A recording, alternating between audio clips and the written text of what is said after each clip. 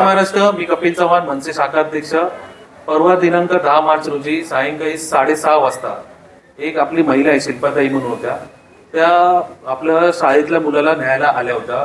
ते चौगले कंपाऊंड समोरील जो डॉक्टर आहे तिथे उभे असताना समोरून चौगले कंपाऊंड मधून एक ओव्हरलोडेड ट्रक भरधाव वेगाने सरळ आला आणि त्या महिलेवरती त्या डॉक्टरांकडे मध्ये त्याने ठोकलं.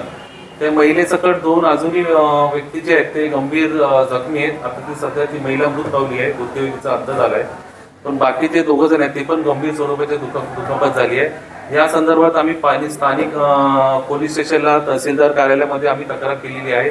आणि ही अशा घटना वारंवार होत आहेत. आधी मागील 6-8 महिन्या अगोदरही असं छठ पूजा होती तेव्हाही एकाचा असा दुर्दैवी अंत झाला होता.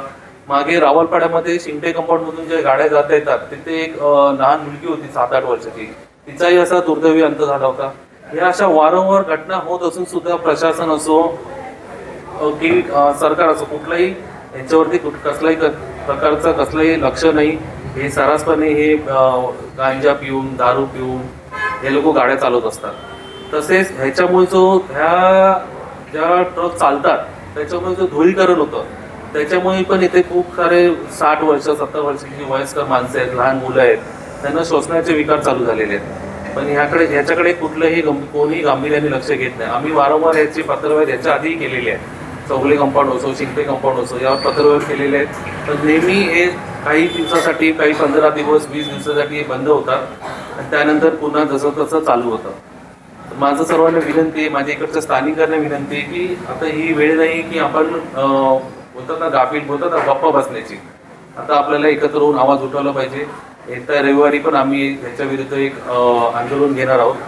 तसेच जर ह्या पुढे ह्या गाड्या पुन्हा चालू झाल्या तर महाराष्ट्र निर्माण सेना कुठल्याही कायद्याची पर्वा न करता त्या गाड्या तिथल्या तिथे आम्ही कोर्टात येणार. आम्ही तसं त्यांना चौगले कंपाऊंड लावून सांगितलंय की तुम्ही कुठलाही पत्रव्यवहार वगैरे करा, तुम्ही कोर्टाकडनं परत परमिशन आणा.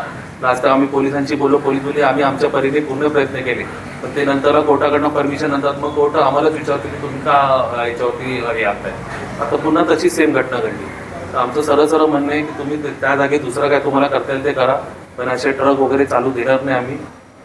याची तुम्ही लक्ष द्या, नाही तर आम्ही आहोतच. जय हिंद, जय महाराष्ट्र.